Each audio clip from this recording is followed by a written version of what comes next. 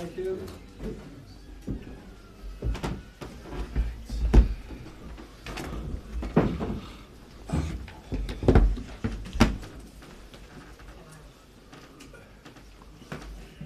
Okay, welcome everybody. Who'd like to start? Roy, you must be really pleased with that, and in particular Marcus Rashford.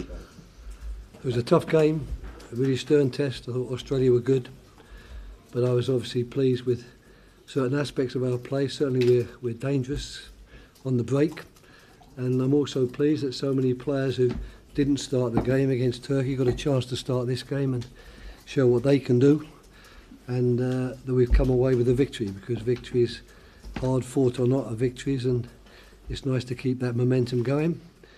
On the subject of Marcus Rashford, which I would guess will chop a few trees down tomorrow,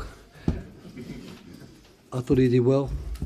I was asked the question on TV before the game, was I nervous about putting him in, and was I nervous that he wouldn't be able to handle the situation, and my answer was that I wasn't nervous. I wasn't that surprised with the way he played, and we had a further advantage with him that in changing our system this time back from a diamond to having three forwards when Wayne Mooney came on, it gave us a chance to see if he would be capable of playing in one of those wider positions, and that was a further advantage in terms of this game and his performance.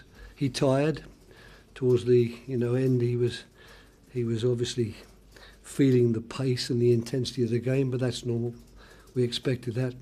So I'm pleased for him, and of course he was always one of the players who was seriously competing for a place in the 23, and he's done his chances of travelling with us no harm, but nothing changes really in that respect, because we wouldn't have had him with us in the 26 if we didn't think he was a serious contender to be one of the 23. Has he changed anything in terms of how you view the balance of the squad? No, I mean we constantly review those things, isn't it? For you to suggest that this might change the balance of our squad, you need to know what our original thoughts on the balance of the squad was. And if you've got no idea what my original thoughts on the balance of the squad, there's no point in me talking about changes in it. I can say that the balance of the squad and who we take and players in which positions and how we're going to cover certain eventualities, that's been an unbelievably constant topic of conversation and thought, not only during this period of preparation where it's intensified, but also before, of course, I picked 26 players in the first place, and nothing changes there, and there'll be 2 or 3 more sleepless nights turning everything over in my head before on Tuesday I have to submit a list. Does Daniel Sturridge have to train on Monday to be in contention to be picked on Tuesday? No. Okay. I know Daniel Sturridge. No, the answer no would have been sufficient, but if it turns out, of course, that his injury would keep him out of the Euros, and he would be unfit when we played Russia in Marseille, that might make a difference, but I have no indication at the moment that the seriousness of his injury is such that it's putting his chances of playing in France in jeopardy at all. So Daniel Sturridge is Daniel Sturridge, a very, very good quality player. We know him well, and he is in the mix with everybody else. Rory. Roy, can you take us through your thoughts on Rashford's goal in itself, in just an instant? He seemed to have that kind of instinctiveness to hold his run. Yeah, he held his run well. I thought it was a very nice piece of link-up play between him and Raheem Sterling, who was lively in the first half. I thought both were very, very lively.